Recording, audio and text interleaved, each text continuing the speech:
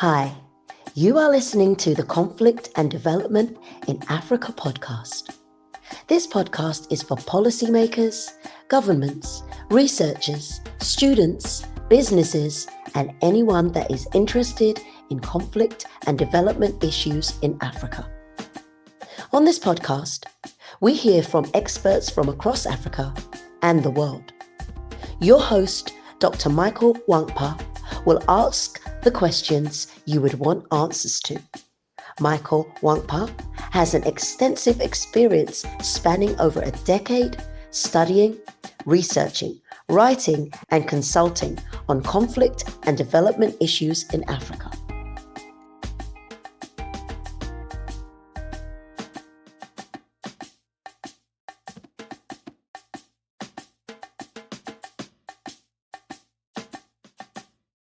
Hello and welcome to another episode of the Conflict and Development in Africa podcast. I'm your host, Dr. Michael Nwankpa. Today we're going to be discussing the conflicts in the Sahel and President Trump's administration's effort to resume security cooperation with the Alliance of Sahel States regimes for access to minerals. I'm joined by a very special guest, Professor Daniel Volman. Dr. Volman is the director of the African Security Research Project based in Washington, D.C. And he's also a specialist with over 5 decades experience on U.S. military policy toward Africa and African issues. Daniel, it's a pleasure to have you back again on the podcast, and I look forward to our conversation. Yeah, I'm very happy to be back. Brilliant. So let's start off. So we've seen so on two fronts. So we saw Trump's administration's hitting the ground with suspending aid. We were just talking about that before we started recording. Suspending aid to Africa, and then we also saw military coups, the military regimes in the Sahel. In Mali, Burkina Faso, Niger, forming an alliance, and on the at the back of the anti-Western narrative, anti-France narrative. So now seeing this, hints of security cooperation between Trump and the Alliance of Sahel States. Can you run us through this kind of like what I call paradox or something like that? I'm sorry, could you repeat the question? Oh, can you unpack this paradox? It seems to be a paradox looking at these hints of a security cooperation between the Trump administration with their cutting of aid and also the alliance of Sahel states with the anti-Western narrative. How possible is it for them to then be having this kind of cooperation? Yeah. Well, I mean, the background to this is, as I'm sure you know, and as your listeners know, is that when these countries were all taken over by military juntas in the last couple of years, they came under the provision of U.S. law, which says that the United States can't provide security assistance to countries where legitimate governments have been overthrown by military coups. And the United States was particularly interested in Niger because it had spent over $100 million building a drone surveillance operation base in Niger to provide intelligence information to local military forces in all 3 of these countries and to the French forces and the other forces that were involved there. As you know, the French were expelled. Those countries were all taken over by military coups. The government in Niger expelled the American drone base, and because of this provision in U.S. law, they were all severed from U.S. military cooperation. Now, there is a provision in this law that says the United States, the U.S. president can waive the law if he judges it to be in U.S. national security interests. That's a provision which is written into a lot of legislation. Congress votes these things and says, this is what we want the president to do but we let him sign waivers and not do them. And they added a waiver in 2022 that says he can waive that restriction. It's the Section 7708 of the National Defense Authorization Act.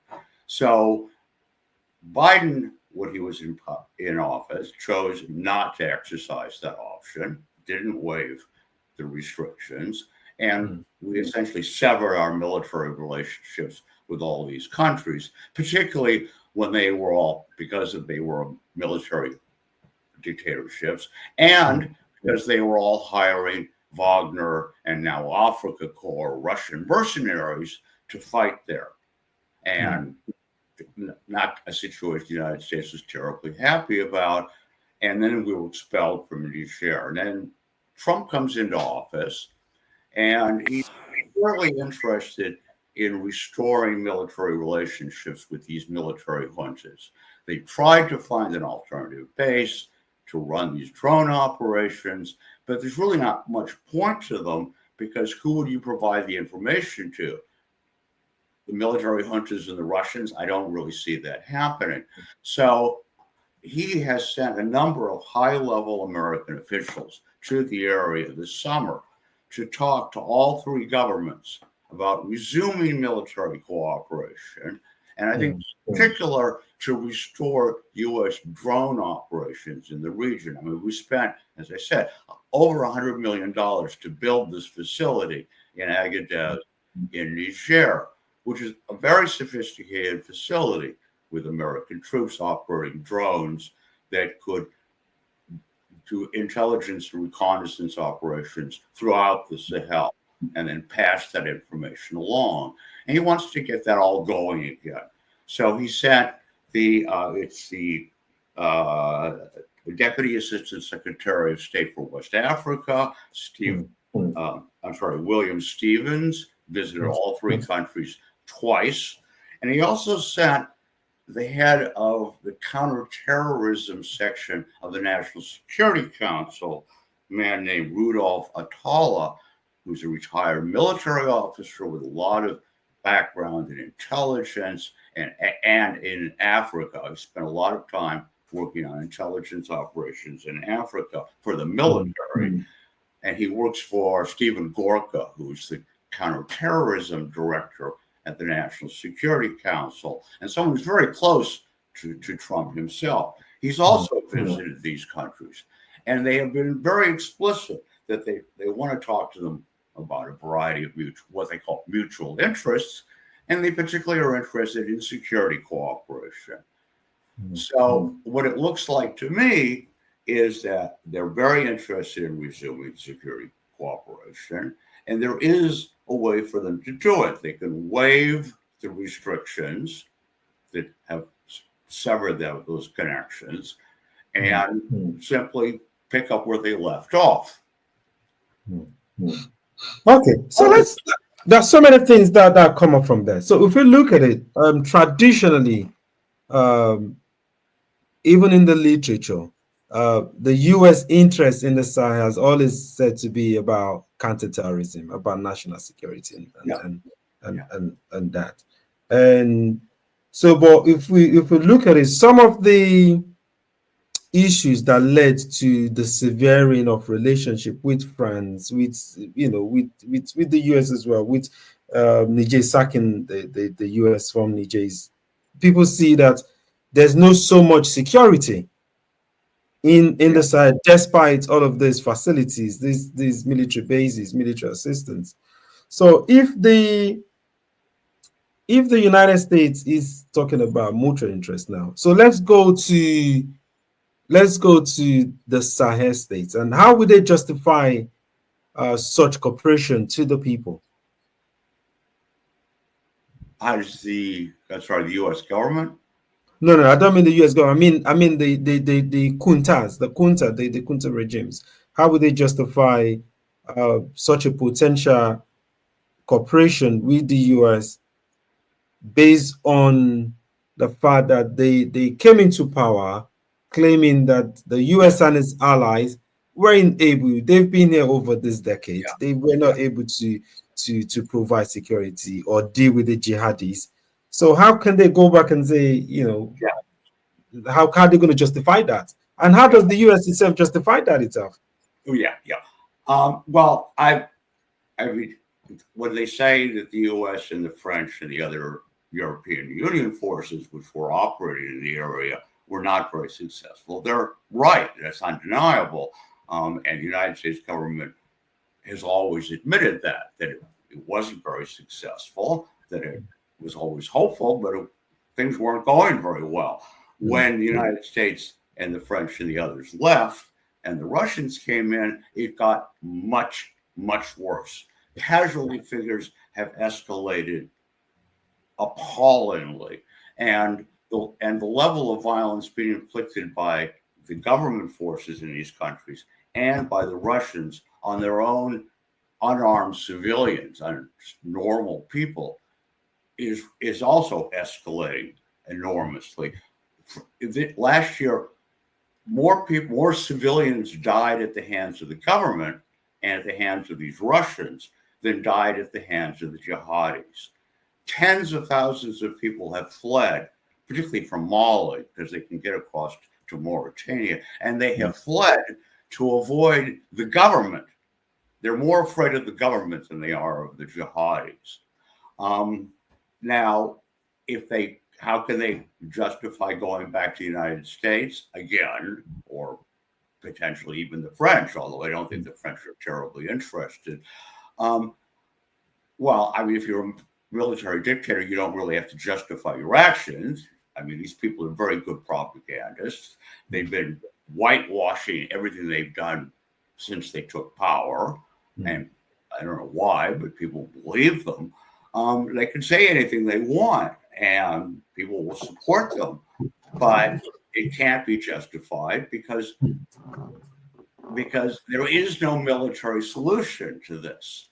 Yeah. I mean, even the US government will say that, or they used to say that. There is no military solution to this conflict, which is why we spent so much time and money trying to do development projects and trying to promote political democracy and trying to promote civil society organizations in these countries. Because the United States government, like anybody with any sense, knows that there's no military solution. You have to create countries with governments that are responsible for their own citizens, that people trust, and that people will fight for. I mean, these countries, and they're all conscript armies. I mean, and that's why they rely so heavily on the Russians, is that they can't rely on their own troops. I mean, their own troops are good for staging coups, we know that now, but they're not very good at actually establishing order and security, much less promoting a decent life for the people in those countries, despite all the propaganda that these countries have put out. So they could, and again, they're military dictators. They can say anything they want. There's no free press. They don't let journalists in to report on anything in these countries. They can say anything they want and pretend that they've justified it, just as they can pretend that they can justify bringing in the Russians. And they can't. It's just not excusable. It's quite understandable that from what you said and what we've seen on the ground, that Russia and the African Corps have not been able to provide the much needed security to these regimes. But if we look beyond the military solutions and say, what is the rationale? Because again, if we understand that a military solution is not the answer, and we've tried this, and it hasn't worked, so we then could look at and say, what is the rationale behind the US interest, or trying to forge a security cooperation? Is there a credible security threat to the US? I guess that's the simple question. Well, I mean, the history of Africa unfortunately shows that they can't really rely on the United States in the way that they should be able to support democracy and real development in these countries. part of the problem and has been for many years. I mean, the big difference in a way now is that Trump has systematically dismantled all the agencies that did anything but kill people. He dismantled the Agency for International Development, so there's no development assistance going in. He eliminated all the bureaus and offices that are trying to promote civil society, that are trying to promote human rights.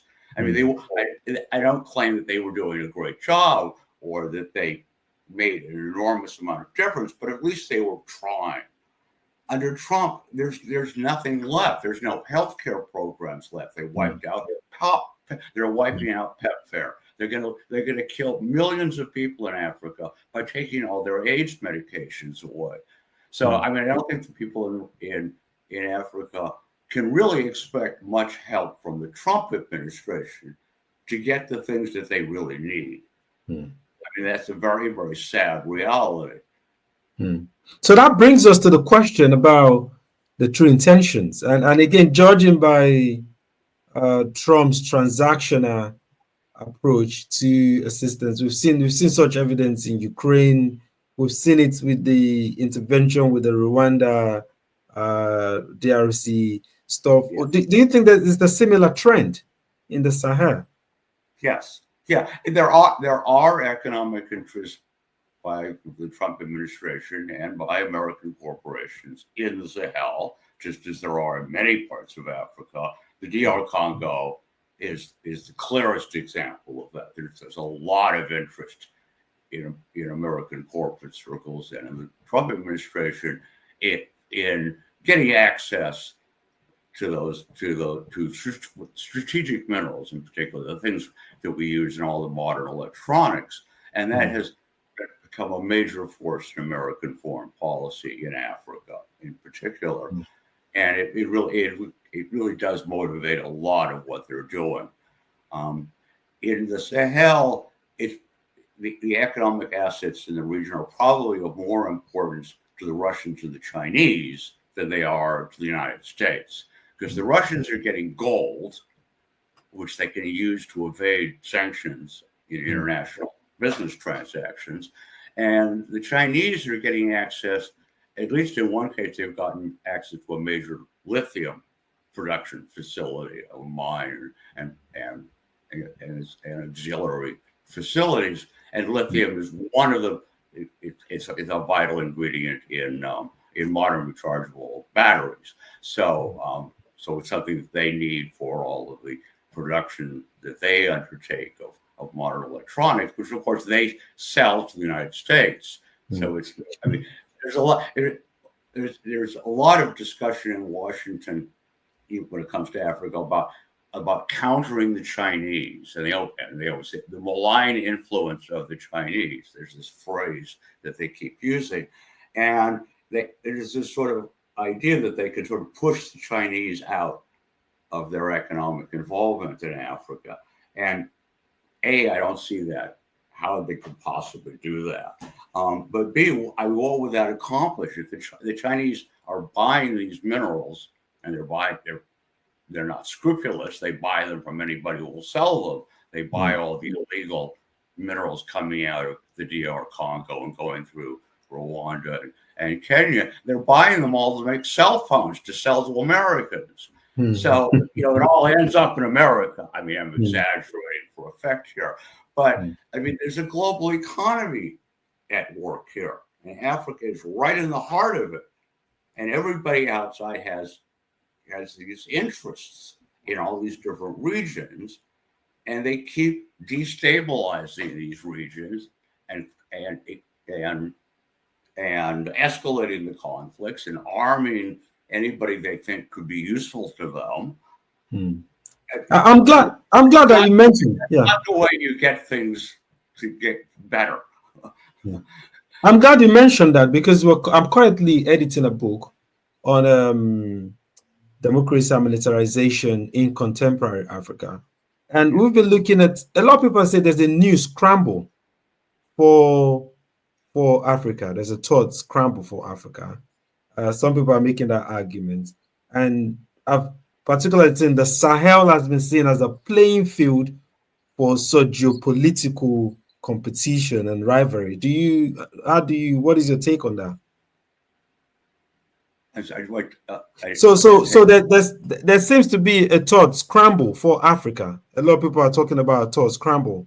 And the Sahel is seen as a playing field for all of these powers, the major powers and the middle powers, for such geopolitical competition between them. What is your take on that? Well, I mean, as we were talking about the first time, that's become the new geopolitical reality. Is that Africa is, for better for worse, is vulnerable to external interference, and more powers outside the continent are taking advantage of that. They have all kinds of motivations. They're looking for money. They're looking for financial, for deals. They're looking for minerals. They're looking for economic assets that they could use in their own economies. They're using them to promote religious ideas. That's some of the motivation in Turkey, for example, and in Iran, and they're using them to promote their geopolitical prestige on the world stage. The Chinese and the Russians and the Americans are all competing for hegemony in the world because nobody has it and everybody wants it. And one way to advance that is in Africa. And unfortunately, and the methods they have chosen to use have been devastating to the continent. And there are interesting differences between how the U.S. and the Russians and the Chinese do these things, and how the Emiratis and the Turks and the others do these things. But it couldn't be more cynical and self-interested on the part of these countries. And that's not surprising. That's how the elites that run countries operate. I've got something, to be honest with you. So in my recent writings, I've been critically looking at Western approach to interventions in Africa in the past. And that has always been under the guise of promoting democracy, of AIDS and all of that. But underneath all of that is also economic interest. So I think, and so the argument is the non-Western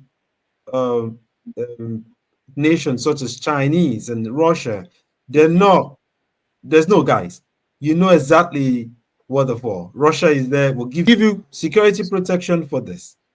So, but I think maybe what is happening, I don't know if you agree with me, is the Western nations are coming to the fore. The nations, it seems to be coming to the point. I've been in conferences where there've been an open admission that the West, the US, the West are behind Chinese in terms of like the green economy, the minerals hegemony, green economy, and the need to just abandon the liberal principles of human rights, liberal principles. Is that what we are seeing with Trump? Are we seeing that the competition is the sacrifice and liberal values? So do you think this is that Trump, which is like the poster child for this, is an attempt to catch up with Trump and the sacrifice and liberal values of human rights, of democracy, at the altar of that? Is that do you agree with that assessment? Yeah. Look, well, I mean, I wish what the U.S. did in the past had been more genuine. I mean, I think there's more than legitimacy to the complaints that people have made in Africa about the way the United States has treated them, and its cynicism and its hypocrisy. And and today they look at Gaza, and it's a little hard to take Western claims to care about people's lives and democracy seriously when they're involved in genocide.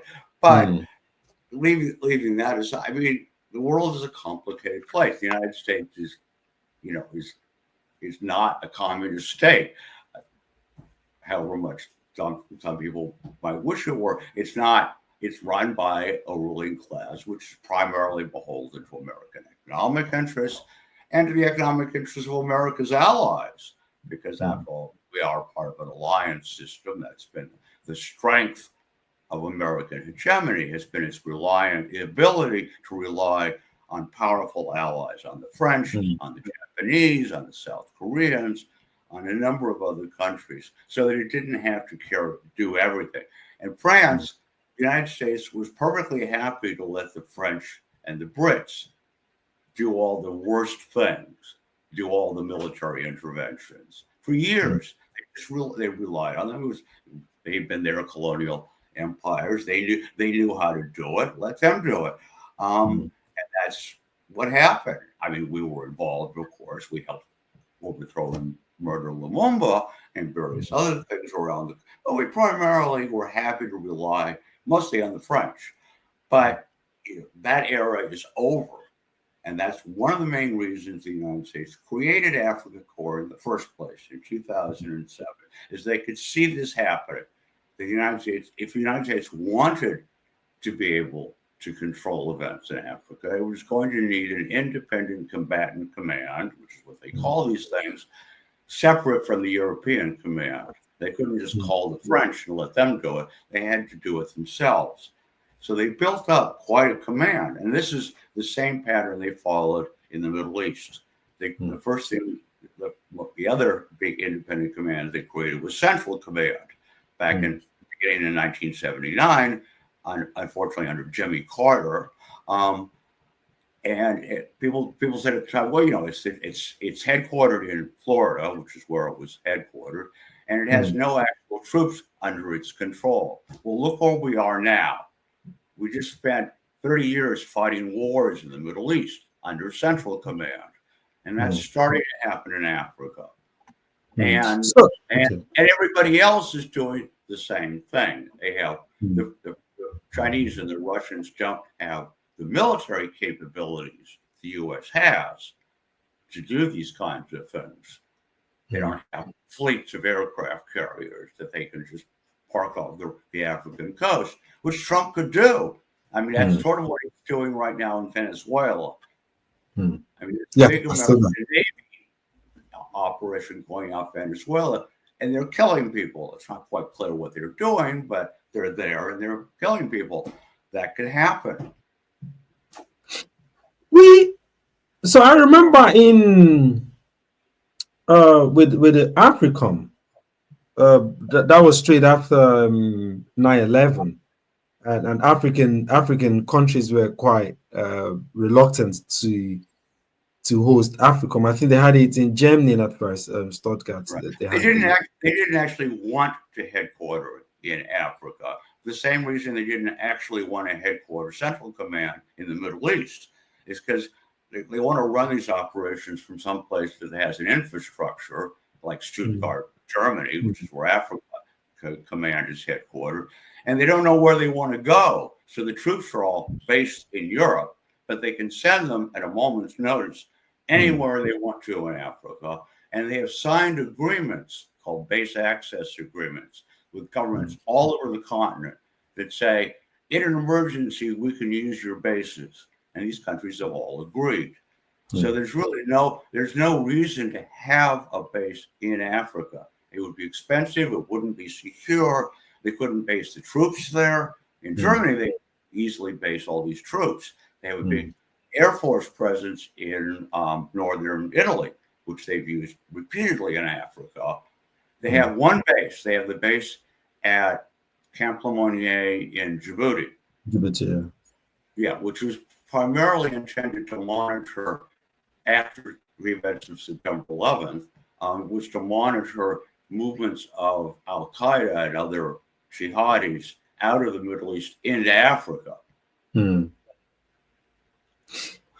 So let's say that's hypothetically this security cooperation was to go ahead. Yeah. What would it look like in practice?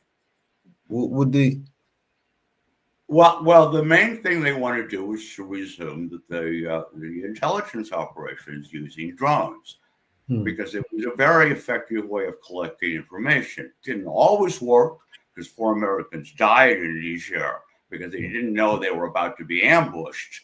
So these things are not perfect, but it gives them a lot of information. They're called intelligence, surveillance, and reconnaissance drones.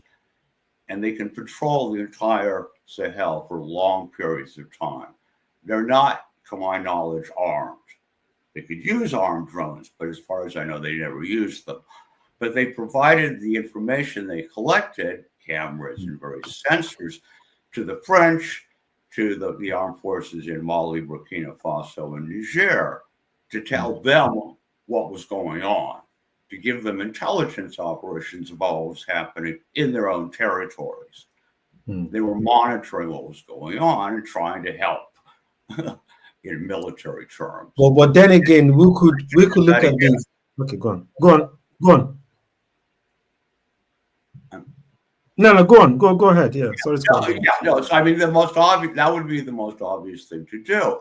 And then pass that information on to the military countries so they could use it and pass it along if they chose to the Russians.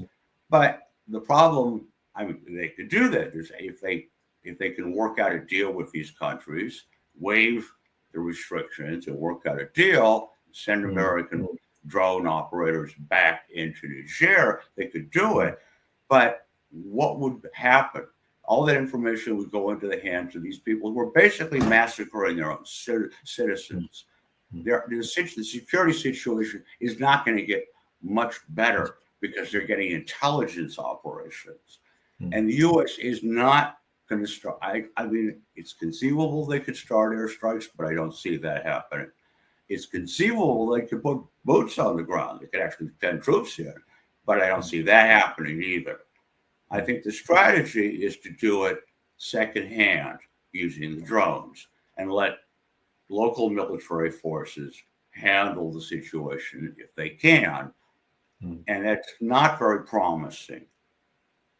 If we look already that Russia particularly has capitalized on these insecurities, and Chinese are quite going outside their usual frame and they're expanding military corporations and all of that. Yeah. What complications will this bring in? How is the US able to? Are they going to be able to share information? What complications on the ground? Yeah. Do we want to be handing this intelligence information to the Russians or to the Chinese? The Chinese don't, as far as I mean, I don't think there are any Chinese private military corporations in the area. There's been some discussion of it because a number of Chinese citizens have died in these countries at the hands of bodies. Yeah, go ahead. It's not a safe place for them to be working, which of course is part of the problem. Is how do you invest money and run these mining operations the Chinese are doing when you've got jihadi attacks going on all over the place? War zones are not good places to do business. They're not safe places. People die. They've lost Chinese citizens there, and they're worried about that. So let's put it let's put it this way. So let's say we've also seen within the Sahel, we've seen the United States forging relationship with coastal states in that region, and we've seen them forging and selling arms to Ghana, Ivory Coast, Benin, and all of that. How do you see that in terms of the actions militarizing the region? Yeah. Well, I mean, as you and your listeners know, I mean, these countries are all very interconnected. The borders, these countries don't really have effective control over their borders, and it wouldn't be very useful anyway because half their economies depend on cross-border trade. In fact, if they cooperated a lot more economically with each other, they'd all be better off. They're doing some of that. But I mean, it's a region with a long history of regional integration, particularly economically. So, and the jihadis are following the same networks. They're people have done in these countries for hundreds of years. They go from place to place and they make connections with local people to advance their interests the same way, trade merchants used to do, still do in that area. They cross borders, they move around, they seek opportunities, and the jihadis are doing the same thing more and more in the coastal states, the northern parts of them. Particularly, they seem to have been able to use these national parks, these large areas which are technically national parks, some of which actually cross borders, and which are not well patrolled, not well monitored, and where there's a lot of local grievances over how the government treats people in those regions and how it discriminates against what they're allowed to use in terms of resources in those areas. So there's cattle herding going on, people are doing illegal logging, people are doing illegal farming, and they all have their own grievances, often more against the government than against anybody else, which provides the jihadis in these areas with golden opportunities to recruit support and to say, we will protect you from your own governments who are exploiting you and discriminating against you. Before we come to the last question, I wanted your thoughts on how Africa as a collective, so let's say the African Union or even the regional governments like ECOWAS, how are they responding to this? So what role do they have in this issue or conflict? Well, yeah, I mean, it's a mixed record, as these situations. I mean, the AES, the Sahelian countries, the Alliance of Sahelian States, they were all members of ECOWAS, and ECOWAS has a long history of this. I mean, when the Nigerians talked about intervening in Niger after the coup to restore democracy, very few people seem to remember that the Nigerian army has actually gone into battle in Liberia and in Sierra Leone to restore democratic governments. And they were relatively successful. There were problems, but those countries are both democracies today. That was 20 years ago. Nigeria has the military capability of doing that. ECOWAS does have real economic and military capabilities, but those countries have now left ECOWAS, formed their own organization. ECOWAS is trying to work out some kind of way to work with them because it makes no sense for them to be completely separate. There's also, of course, all this violence around what's usually called the Lake Chad Basin area, Boko Haram and the Islamic State, which involves particularly Nigeria. So it does involve an ECOWAS member, but also Chad and Cameroon. And those countries have all tried to find ways to work with each other. There's no regional organization, but they're all cooperating militarily to a certain extent because the jihadis just cross borders. So they also have started crossing borders, and they're starting to work out ways of doing that. There's a lot of potential cooperation, obviously on the military front. There's also all the economic cooperation, sort of to return to those issues. This whole area has a lot of enormous potential. I mean, I hate to say that, Nigeria, billions and billions of dollars go into Nigeria every year for the oil. Where does that money go?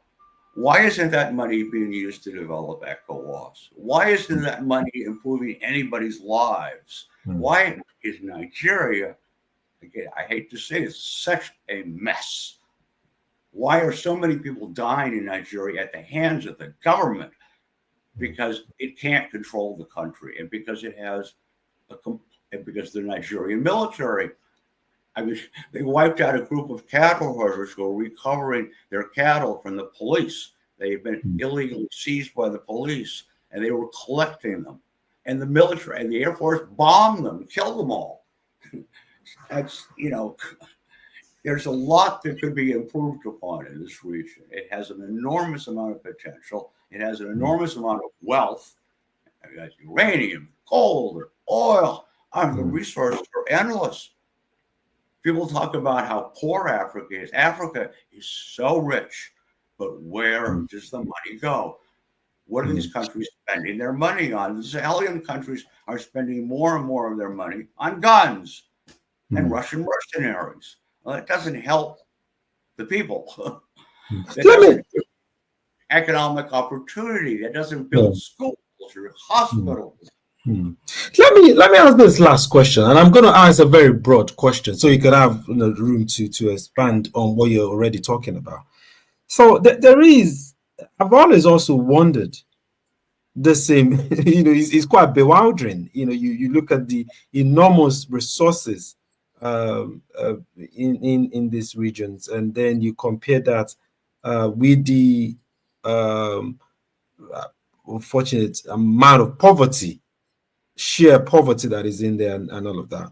So if we look at it and say, why is Nigeria poor? Why are these countries poor? And why are we investing so much in military, in guns? So now the question is this, it's twofold. Is there an agenda to create chaos and then to benefit from that conflict? And because if there are no conflicts or chaos, then you can't invest in guns. You don't have to build schools. So is there an agenda? If there's an agenda, is it an internal one? Is it an external one? That is the one question. Then the second question is, what is the ultimate solution? Yeah. What should we do to? Yeah. Well, I mean, the first question, I mean, there's a lot going on there. I mean, I would say in general that either the United States or China, who are the countries that have real economic interests in Africa, who rely heavily on Africa for massive amounts of raw material, again, oil, gas, strategic minerals, would much rather have some kind of stable, predictable, safe place to invest their money. I mean, the Chinese will buy anything that comes out of the DR Congo. They have no scruples. But it would be, they put something like $10 billion was on offer to the DR Congo because they want to build up industrial mining. They want to really ramp up production. They know in the future they're going to need those minerals. And it's hard to do that in the middle of a war zone. They can do it other ways. It's expensive. It's difficult. It's not predictable. It's messy for them. Their citizens get killed trying to run these operations.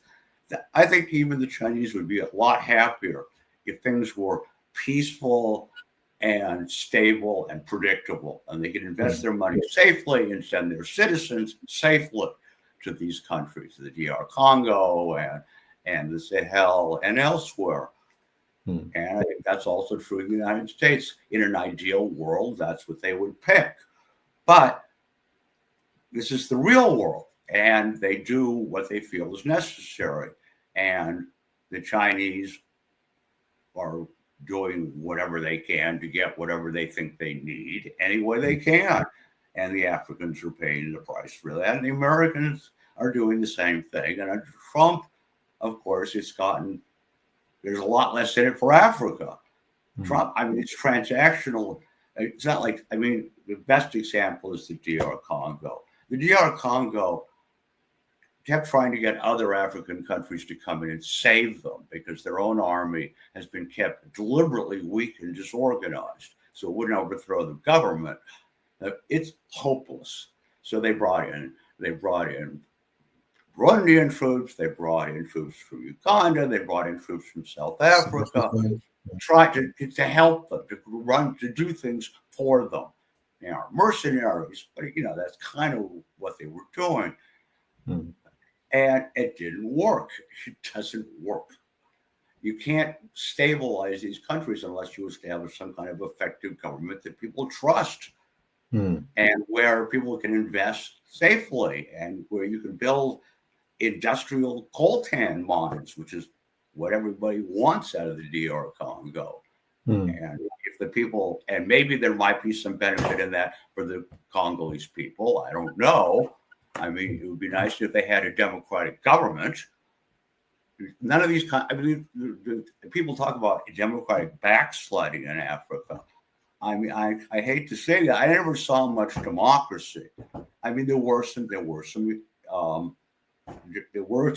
situations that did get better, mostly because people in the streets, normal, ordinary people, fought like hell and sacrificed their lives for years. They tried, you know, they did that in Sudan, they did that in Niger, they did that everywhere they could, trying to get some kind of responsible government that would actually serve their needs. And very little progress was ever made. I mean, again, Nigeria is, I mean, in Nigeria, people have so little faith in their own government or any of the people who are candidates, because they're all members of the elite who are just lining their own pockets. They got 30% of the electorate showed up the last time. The president of Nigeria was elected by 10% of the electorate. These people, the populations, they don't trust their own governments. Good reason. They're not going to get much help from the Chinese or the Americans or the Russians or anybody else. And, you know, it's up to them, as it always ends up being. If anything is going to get better, it's going to be because people in Africa have changed things. And they're trying. And I think we have a responsibility to support that, because that's the only way things are ever going to get better. It's not going to come from the outside. The outside, we can help. The UN can help. Chinese can help if they have something useful to contribute. They've done some useful things. The Emiratis, for God's sakes, they run ports all over Africa. That's not the worst thing that could happen. But it always comes down, it's the people in these countries who have to determine their own futures and have to get rid of these corrupt, brutal fucking elites. Excuse my language. These people are war criminals. The regimes in the Sahel are run by war criminals. They should all be hauled off to the International Criminal Court and put in jail for the rest of their lives. They've killed thousands and thousands of innocent civilians. It's appalling. Yeah, it really is. It really is. I do share your sentiment, and that's what I'm looking at in terms of rethinking how we select or elect leaders in Africa. It needs to be we need to rethink it, because otherwise it's going to get worse. It's not going to get better. We need and the solution is just in the hands of the people. So I agree and I share your sentiment. But you know, there's always a lot to talk about, Daniel. But unfortunately, we always don't have enough time. But this is a very deep insight into this topic, and it does look bleak if we continue the same trend, that the same approach, the same nature approach. So I do hope that, you know, the people in Africa can wake up and you know, effect the change and know that nobody's coming to save you. Nobody's coming to save you. That's true of everyone. That's not unique to Africa. Nothing good happened. People don't get anything good anywhere until they demand it and make these elites give it to them. Anyways, Daniel, it's been a pleasure speaking to you once again. And dated, and I read your piece. I was reading some of the pieces you shared. Thanks for sharing this. These are really, really insightful. Thanks for the wonderful works you've been doing this many decades, speaking truths, you know, having this objective critical assessment. I really, really appreciate that. I appreciate you. Thank you very much. My pleasure. And I have a website, africasecurity.org, if people want to read more about all of these issues. Okay, we'll put that. I'll put that in the link, and then people can definitely go read it. Thank you very much, sir. Have a lovely day. Yeah, you bye. too. Bye.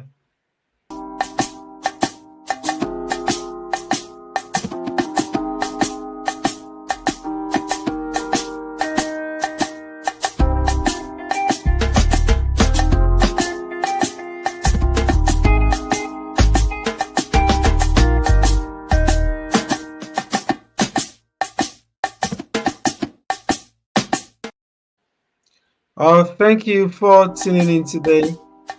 such a lovely episode with Professor Daniel, our returning guest. A brilliant conversation that I've had with Professor Volman on the Sahel and the potential security cooperation between the US and the Alliance of Sahel States. Stay tuned as usual, and I'll see you next week. Stay blessed.